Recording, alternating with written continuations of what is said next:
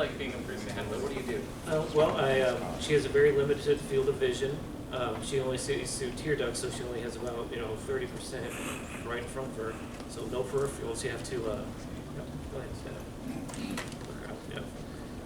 so especially going through crowds, you have to kind of make sure that you're leading her on.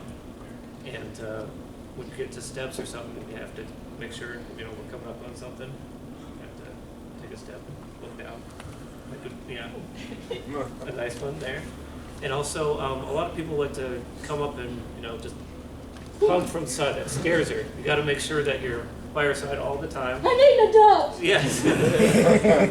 And you don't want people sneaking up on her because she can't see them, and it'll just scare her. So. The Undertale girl. Yeah. Go ahead, say that one. All right.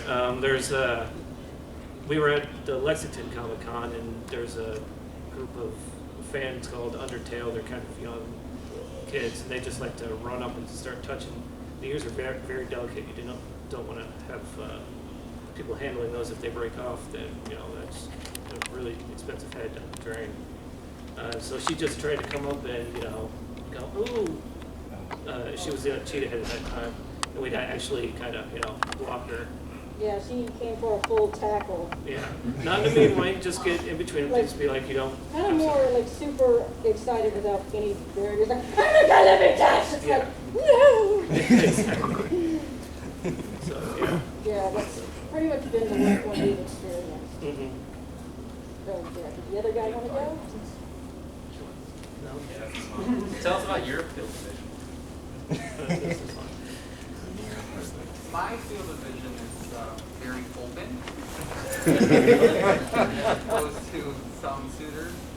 I do have Sona.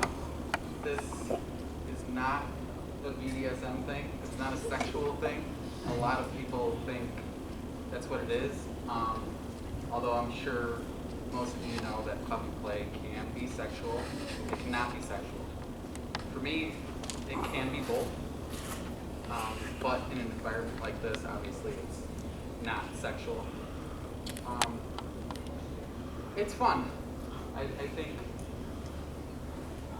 most of the suitors, they do it for the audience. Not only that, but for themselves too. Maybe they wanted to create a persona based off of what they want to be. So I'm more of a shy person, nervous person. So with the mask, it's more hidden. I'm more my sona rather than my persona. Which I feel like is a lot of what happens with fursuiters. Like, people can change their personalities when they're in suit, and it makes shy people less shy. I am not particularly shy. However, I'm not really a fan of standing up and talking in general. Probably should have the mask on. I have handled 3 different suits. This is probably the least obstructive suit that I've ever handled. I have noticed that. How many of you have actually handled a fursuiter before? I pick one up just to hug him. That close? Doesn't really. Long handle. How many of you haven't? That would make sense if you're in the suit. So I think for people who haven't handled, you see a lot of what's going on, right? So when a person has, when a fursuit has a handler, that's their protection. It's like their bodyguard. It's also like a parent, kind of. Like, you have to make sure that your fursuiter has hydration, that they can get to a place that they can be safe if they need to take off their heads. You ever heard of breaking the magic? Some people really cannot handle it if you take your head off in mixed crowds, because it feels like your character, your persona, basically just got beheaded, which some people are totally offended by, other people aren't. So depending on who you're handling, you have to keep that in account. I think most fursuit cons have a fursuit room where you can go and be around only other fursuiters and their handlers and take your mask off, and you're not like breaking the magic. Headless lounge. Headless lounge, right? It's where you go when your suit is stinky. Yeah, we have fans and stuff. It's great. This is a lot more breathable than this or that. A tad. Well, until the ball game goes. We covered that earlier when you weren't here. Smart. So it's a lot more breathable, although it does get hot in here. I can only imagine what it's like wearing one of those. Yes. So you have to be aware of heat levels, hydration levels, and protection. So those are like your main focuses when you're handling. Other than that, I can't see where I'm going. yeah, leading people. Past my snout, I can't see below me, maybe like a little pinch or mountain, but you definitely have to look straight down. Watch out for legs. Those happen to be not great. So, would you mind coming up for a second? Come on up with me. For those of you who've never seen this before, this is a very common demonstration. Stand right there. Stand behind the like I did. Put your hand right here. No, you look that way. You look that way. Do you see your future out there? It's disgusting. All right. Tell us when you can see both of our hands. Ready? Okay, guys, so now, look where the eyes are. That is the cone of vision.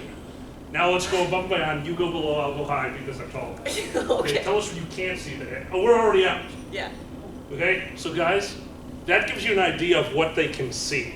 Fursuit handling, a lot of the times just needs a loud voice every once in a while to go, stop! Child! Small person. He's at alive your feet. because of me, and less because of you. Yes, the most important thing, and I think I heard you cover this, thank you. They can't see. When you're in these things, oh my God, this won't stop. When you're in these things, you are in total tunnel vision, and I think that you were hitting on that very nicely. And in fact, even a suit such as that, you're still blocking peripheral vision, and I think a lot of you realize how important your peripheral vision is. Yeah, So, my peripheral vision, I can see about right here. So mine is pretty wide. They just told me somebody didn't show up and told me to get in here. But top and bottom, I can only see about right here. And I can only see where my nose is. So it's really critical that your suitor's eyes. My dear Elliot? next year, Elliot runs Fursuit Paneling 101. I'll be here with you, but you actually know what you're talking about. I went into a suit and I went, I'm adorable! Ow! We have Paul up in the air back here. This is completely off topic. Aren't you the guy at First Square? Yeah, I'm the guy from First Square. Aren't you? That's like the best question I've been asked today. Most of them are just dirty questions. Yeah, First Square is my con. I do a lot of paneling, so they yell at me when things happen. What's up?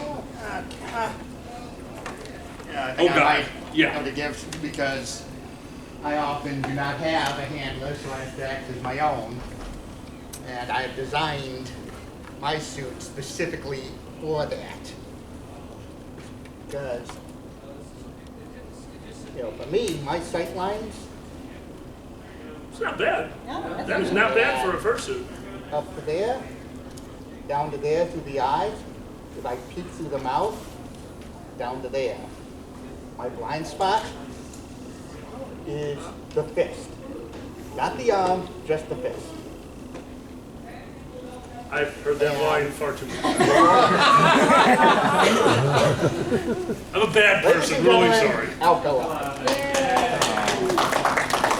So that's how you designed your suit. Yeah. You designed it. And that's, if you're looking, obviously suits are custom made. That's something you really want to think about. When you make a suit, if you get a commission, if you do anything like that, you really do need to decide how you're going to deal with the vision problem. My personal fursuit, I don't get to wear it very often, has an incredibly limited line of sight because unlike his eyes are set forward and he does not have the fur on the outside. Mine are set into the head. So I look out of 2 eyes. All I see is just death in front of me. But you choose to do that. What do you see in front of you now, though? Murder stuff. And if any of you see me out in the hallways, you will notice I tend to stay a bit animated. I'm always panning my head around so I can at least get an idea of what's in my peripheral. So I know if someone suddenly shows up or vanishes or makes a rude gesture behind my head. Just I would never flip the bird. You know how heavy I am in the vaudeville and you didn't jump on that line. I love you too. But guys, that's something you seriously want to consider, but especially at fursuits. And that's also something that you can see just by looking at the fursuit. If we look at our blue friend back there, yeah, that's right. You're all bouncy. His eyes are a bit farther set in, where you can tell these eyes in this suit are more towards the front and the center. And that's something if you watch out for, you can actually tell, like that fursuiter is going to have a very limited line of sight. We're all handlers at the convention when it comes to the fact that these fursuiters they're pieces of art walking around, and we want to keep them and the people and things around them safe. The hotel should be putting away the main vases, but if you see one walking into one, yell stop. What's up? Could you please talk about the importance of nonverbal cues?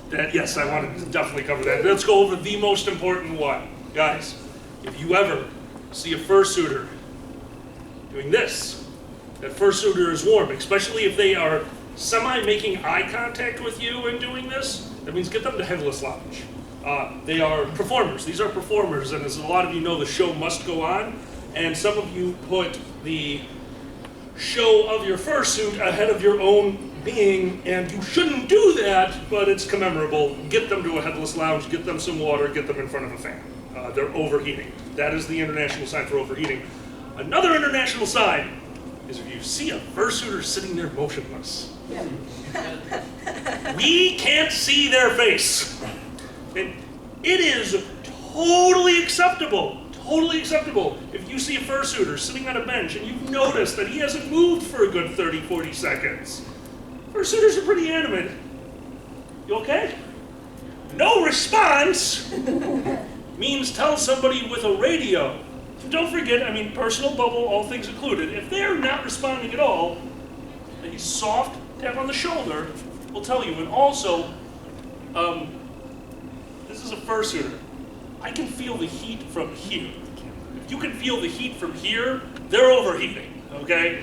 So guys, it's a soft shake on the shoulder. If they are not responsive, immediately find someone with radio. We have a medical team at almost every convention that is very equipped dealing with fursuit overheating. Legitimately fursuit overheating, not just normal overheating, which congratulations to Furry, we came up with a whole new medical condition. So be very, very aware of the fursuiters. The other ones, some common ones, if you want to take a picture, because once again, it's loud out here, fursuit heads do muffle sound. If you hold up your camera and the fursuiter poses, that's okay. The fursuiters, they'll wave off. Always ask permission for stuff like that. Hugging. All right, I will kill you because you're as old as I am. I'm also a lot tougher than I look. You look young, come on up. All right. I'm as tough as this. I know, yeah, dude, we've known each other for how many fucking years? All right, guys. Football helmet. There are proper ways to get a hug from a fursuiter. Once again, tunnel vision. That is a hug. Now you hug very carefully, not destroying the suit. Once again, they are wearing art. An improper way to hug a fursuiter is for them to be looking over at that guy and you go, Fuzzy! Oh, okay, hold on. Guys, they can't see you. You cannot run 10. I don't care if it's your best friend. My friends tackle me constantly, and I am old and broken. Don't do it. Okay? They can't see you. Do not tackle a fursuiter. They need to know you are there and they need to accept the hug. Also, speaking of tunnel vision, there's also a thing known as one-eye dominancy, where I can see you, I can see shadows. I see no one over here. Correct. But when I look over here, I don't see you. So be careful, guys. They can't just assume they can't see you. Petting a fursuiter. Guys, this is fake fur. It doesn't grow back. So, no, stop it. Petting a fursuiter, like, oh. It's just, you're feeling how soft the suit is. No nails, no claws. This is super cute in how you would pet a dog. There is no difference between doing that and doing this, except you're not feeling how soft the suit is if you do this. Flat hand, guys, don't pull out fur. And once again, permission. What's the? There's a line they started using. A fursuit is not consent. Yeah. Yeah, seriously. It's adorable. They look like giant fluffy teddy bears. A fursuit does not consent. It's super simple. The hug, the petting thing, and almost every furry. And now on the other side of that. If you're ever waved off from a hug, this, okay, he's probably not saying, hey, Alkali, I don't want you to hug me. He is probably saying, this is true 9 out of 10 times, don't hug me, I can smell myself, and I don't want you to smell myself. That's probably why they're pulling you off. It's not you, it's them. And I know how weird that sounds, but that's probably what's going on. Never take insult. Okay, it could also be this. Oh yeah. Or they see how sticky you are because you're covered in vodka and tequila. You're like, no, Alkali. No means meow. Yeah. Or the ever popular, I need to get to a panel. Oh yeah. I'm the hug, the 70th person that stopped. Thank you very much. Thank you very much. All right, I had a few more questions in the room. On the topic of vision, there are plenty of us who wear glasses. Oh, God. A lot of times, we can't wear them in the suit. Yep. I'm half blind now, and I don't even have the head on. So some of us become extremely blind at first. And also, when your glasses get jostled, if you can wear them in suit, it's very hard to get them realigned. So again, they may not always see well. I tend to wear a brain strap for the entire time. That's what's called in the military. Good lines. So my glasses tend to stay in place, but it's not always, because not everyone wears it. I know some people who do not like it because they consider it a bad fashion statement when it's hidden underneath a hood. I will not mention any names. Big Fox. Be nice. Guys, I thought I saw one more hand out there, and then we're going to go right ahead. Well, I have a couple of comments. One is my fursuiter, she has a heart condition, so on the overheating, she always carries her list of meds and her condition card on her. So if you see somebody, as a handler, I have to make sure extra careful that she's moving and that she's absolutely. well hydrated. That it's okay to make sure they have a bag or something. Yeah. Go check that. On top of that, guys, once again, I want to reiterate, your friend is doing the exact right thing. She has the list, she has notes, basically, if something happens, we know what to do.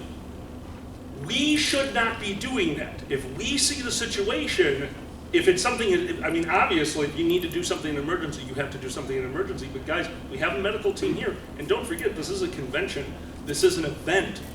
This is we're not running a business here, but we have to act like a business because that's what conventions are. We get taxed, we get all this stuff. We have to follow a lot of very specific rules, and that's why there is a medical team here to do that. That's why there is security. So if someone is overheating and you want to get them to a headless lounge, that's great. Help them to the headless lounge. If somebody is non-responsive, if somebody is not, even if you see this list of things, your first thing is get security and medical. And if anyone with a radio can get them there immediately, and I mean immediately. So guys, always remember that. Always help, but one security, your help should be security, medical, and then back away. Let them do their job. It's very important. that you let them do their job. Yes. But yes, that is great It's just as her preparation. handler, medical needs to know that she has. Absolutely, you're a permanent handle like that? Absolutely, sure, absolutely. So, and also when you, on petting the fursuits, it's always like, because I work with she works with a lot of kids, and kids have no boundaries. You know, I'm here, my daughter's learning to be a fursuiter herself. Cute. They just pet down the front, so all the female fursuiters, male fursuiters. I forgot about that. Thank you. You never know what's inside the fursuit. So guys, if you want to pet them, if they say it's okay, petting over here is not always a good idea because you can't see the response on the fursuit, but I know the response inside of it. And they're probably not happy. Or maybe they are, and now you have a new friend. But don't do it like that. It's the wrong way to make friends. Did you have anything else to add to that? I'm going to hit a few more hands, and then we'll cover one of the other things that I wanted to make sure to hit. Go ahead. So, in addition, as a handler, sometimes your suitor is not at a con, and one thing that you have to remember to do is teach people how to pet them, because like you're saying, like everybody here knows how to pet a fursuit, or at least should know how to pet a fursuit, right? But if you're at a new place, say you're out at a park or something, like going up to your, like someone comes up, you're like, yeah, you can pet, but like this, like showing them how to do it is a really good way of making sure they don't do it wrong. Correct. Yeah. Preemptive strike, guys. Be the military.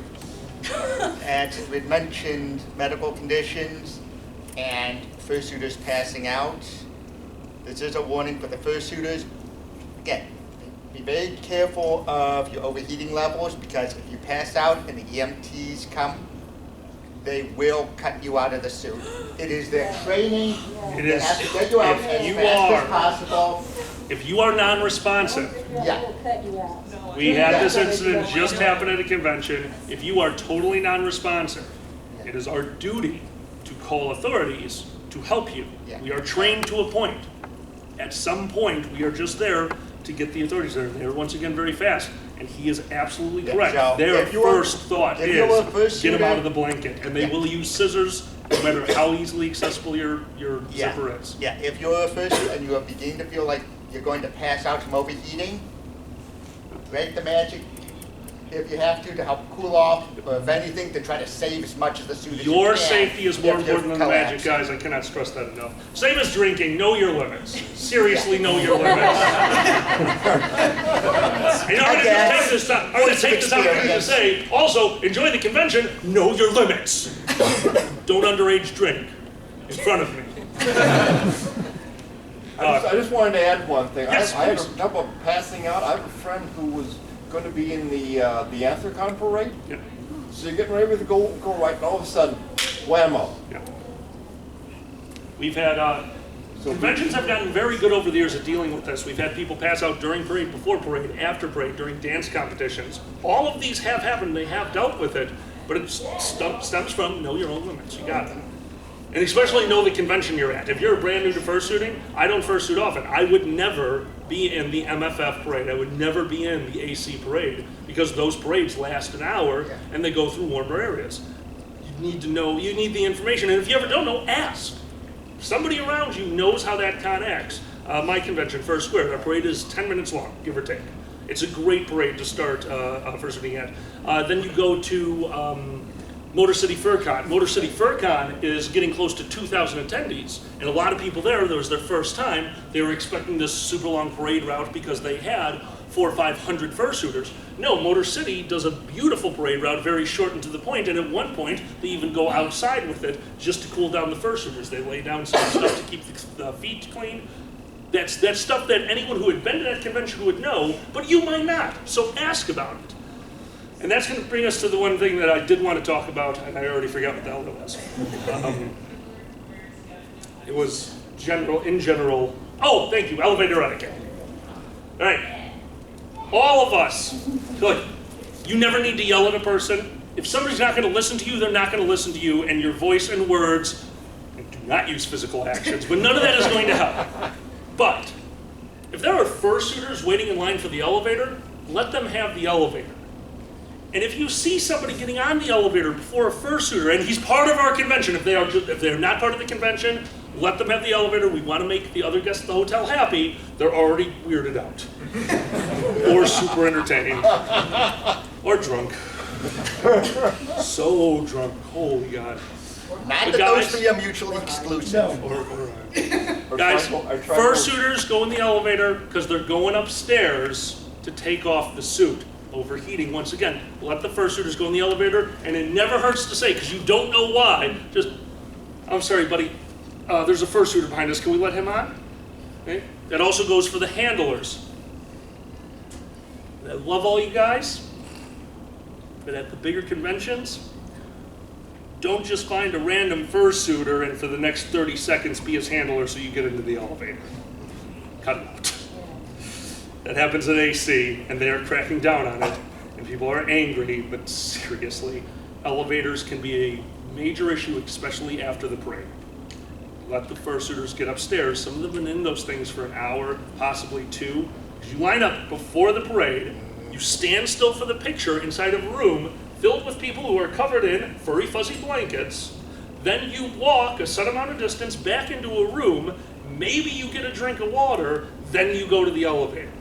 Let the fursuiters on the elevator first, let them get back up to their room. And that is, for the most part, and I'm sure I'm forgetting things, what is on my Elvis? I'm sure I'm forgetting things because I don't fursuit enough. They asked me to come in here because something happened with the panelist. I'm assuming they overheated. It happens. Is there any final questions or comments, especially from suitors who have done this more? Like I said, anything, but I only suited a few times. I love it to death, but I've just been doing this for far too long. Okay. What do you got? Just a little bit of foresight. I've got a messenger bag. It's always good to carry one of these. I've got drinks, I've got food, and I've got a change of clothes in here for her. And medicine, glasses case, and a lot of, most fursuiters, it's sewn into there, but with certain heads, she's got another one. It's actually, details are airbrushed on. Yeah. So when we exit a hotel or something, you have to be wary of weather. If it starts raining, always carry a plastic bag in here for them to take the head off and put it in, because otherwise it'll ruin the paint job. Also, long straws. They are long straws are almost always in headless lounge. It's not a bad idea to take one, put it in your bag, and have it in a water bottle so you can refill as you go. They're also a very good commodity to have too on hand just anywhere you go. And also real quick with the water, I'm pretty sure I've just ducked it, but I'm sure this has been covered, but you always want to make sure you have water. I mean, even in this place, there's water stations everywhere. You still want at least a bottle of water with you at all times. A handler should have a bottle of water and a straw. Go ahead. Camel Yes. Camel packs, if you can afford a camel They're pack, lifesavers. they're nice. Large flasks of colorful liquid, those are always fun to have. This is Powerade. That should be tequila, give me it. Another note on a similar topic, a lot of people know that some of the fursuiters get like the fancy cooling vests that circulate water and all. Yep. You can pick up ones that you just chill in the freezer for $50 to $75 on Amazon. So that's another good way if you're someone who potentially is going to be in suit for a long time and you're worried you might overheat yourself. You can pick up something like that, and that can extend how long you can be in it for a good while without having to worry about that because it keeps you cool. On that note though, be careful. If you freeze them too much and you're not active, you're standing around in the suit, you can actually give yourself hypothermia. Especially with the ones that circulate water. If you're just sitting there, you could actually get yourself too cold. All right, before we close this up, I want to go to the audience. Now, we've done comments, questions, because I've probably forgotten things, because once again, I'm not a major fursuiter. So are there any questions out there, and we will get them answered for you? Yes. Okay, so my boyfriend just recently got his new suit, Okay. and it's amazing. Awesome. But like, what are the concerns with like drinking and suiting when like communication kind of falls apart? I'm like, Huge concern. Okay, so here's the concern with drinking and suiting. One, and I cannot stress this enough, never take your suit into a drinking party. Never. Don't do it. It's super awesome, and it's going to be the hit of the party, and it will destroy the suit. So be very careful. Suits are very hard to clean. Oh, there we go. Suitors. This one's for handlers and suitors, especially for your new suit. Sooner or later, you will have to wash it. Sooner or later, that does have to happen.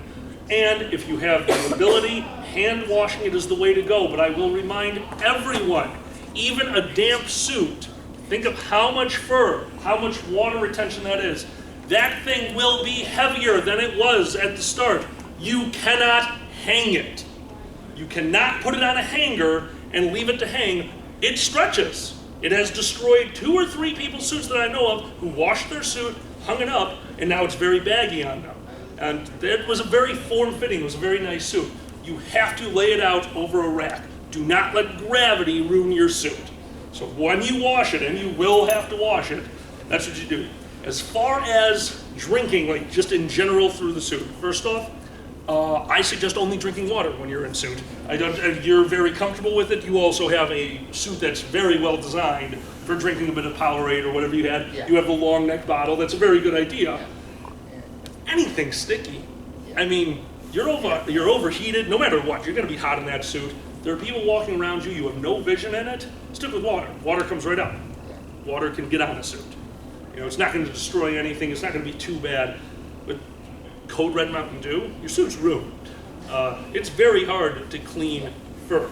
It's fun. Not every suit is designed to be as easy to clean as mine. I hate you sometimes. Xander. This is what happens when an engineer makes a suit. There's no magic lunch when this gentleman's here. He's a scientist. He doesn't believe in magic.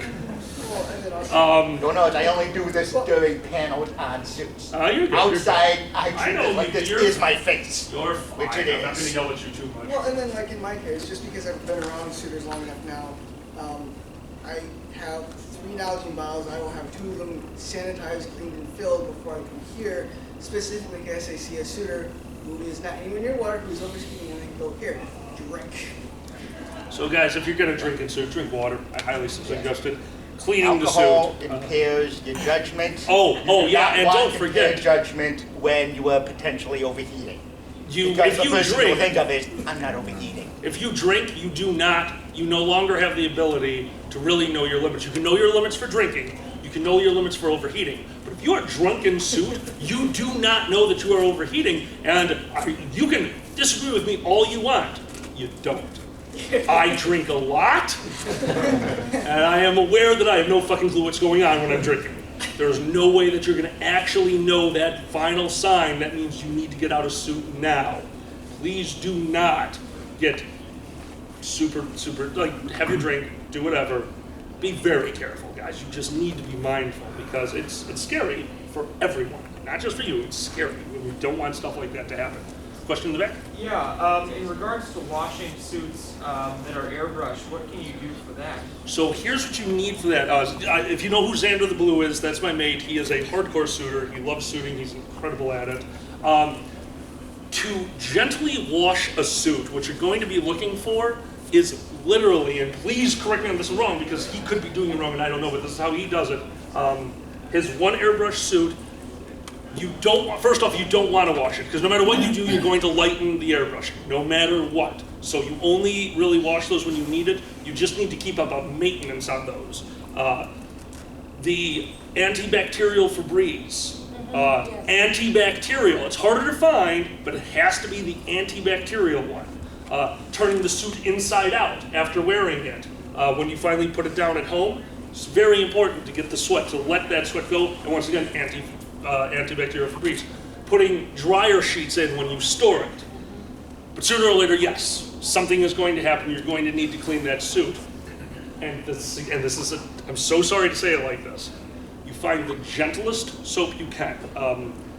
It wasn't the light, I can't remember. Do you know this one? What's the soap that they use? It's a super, like, it's a detergent, but what's that? Maybe it is. I honestly, just jump on any fursuiting Telegram or whatever, they'll tell you the soap. But all you're looking for is a very gentle soap, a rag, and you have to wash the whole head. If you wash a section of it, that section will be lightened.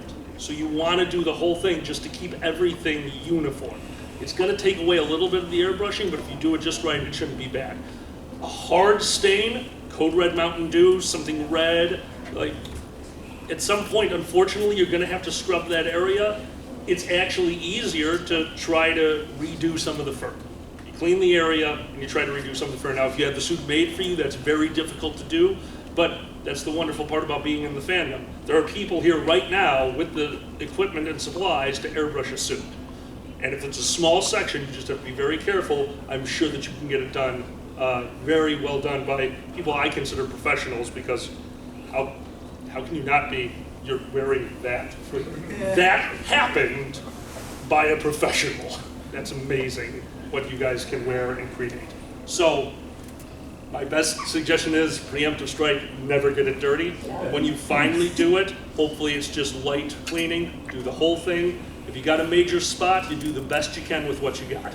There's no real advice that can make it happen if you got an airbrush suit like that. Well, some heads like this one are resin-based. Certain cleaning chemicals can destroy the resin. Yes, absolutely. You have to be very careful with what you're using at any given time. Yes, you know your suit. Yeah, what works with foam may not work with resin. Correct, yes. Yeah, there's certain cleaning supplies literally melt that. A good note on that is check with your maker. Oh, yeah. They know what they put into it. They probably have a good idea of what you can use to clean how they made it. And two other things on that note. Another option instead of Febreze that a lot of people like is isopropyl alcohol. It's another thing you can spray that will help keep the suit smelling fresh. And for suits that don't have airbrushing, Folex. It does a very, very good job, and a lot of people swear by it, for getting out small spot stains in suits. What's it called? Folex? Folex. F-O-L-E-X. See, that's the kind of stuff that I do. So think. And it's meant to be a spray-on. You don't have to clean it up afterwards. Carpet cleaner. Okay. But fursuiters swear by this stuff. They will buy it by the gallon one. Oh, and don't use like the antibacterial Febreze and then immediately put on the suit. Yeah. It burns. I don't know why. I have to. Oh, and when you see a fursuiter walking around being all adorable and sneeze, don't laugh at them. They're having a bad day. I know. I do it to Dragor all the time. He's like, I'm a demon. Achoo! Motherfucker. Any more questions? Yes? To your knowledge, have any fursuit handlers and fursuiters tried like the headsets to try? Absolutely. Not much of a fursuiter, but he built the internal headset for one of my board of directors at First Squared. Kataze the Skunk is a radio nut. He was able to modify something very close to this into a form-fitting head. Basically, just a little radio piece that wraps around the ear. It works great. It works absolutely great. You just need to put a little bit of effort into it. You need to know what works with your suit. And a head with a little bit more space inside, you could easily do something like this. But my director of technology, he wears a form-fitting suit over his head so you can see anything, so we need to figure out a way around it. And yeah, you just need to figure out how to get it to work, I think is the only real way to say that. It's a good way to stay in communication. You can talk to your friends, and then everyone thinks you're talking to yourself, which is kind of funny. As fursuiters talking to themselves, that's pretty normal. All right, any last questions? All right, guys, first off, I just want to apologize. You never know what happens. That's the power of the stage. This was obviously somebody else's panel. I'm sure they wanted to be here, and I'm sure something happened that prevented them from being here. So I hope that you got the information that you needed. So first off, I want to thank all of you guys for giving that information. I want to thank my new friend here who's going to run all the programming next year. You're just in charge of programming now. Congratulations. Hope you like microphones. Oh, you have stage fright, don't you? Oh, I'm pulling you up on stage later. I'll be nice. I'll be nice. I'm a very bad person. So guys, the last piece of advice I'm going to give you is the fandom is ours. We are the furries. We all have to help each other. Remember, everything we said today, it is all drowned out by common sense. People are going to be walking around being adorable, wearing carpets. They're going to be overheating. We're going to be drinking. We are here for a party. Use your noodle. Think it through. If somebody needs help, help them. If something is going on, tell security, tell medical. Anyone with a radio, anyone with one of these wooden badges, let us know. We can radio what's necessary. And if you don't know what's going on, if you don't know what to do, just ask. somebody around you does. So guys, thank you so much. My name is Alkali. I hope you learned something today. I know I did, so thank you.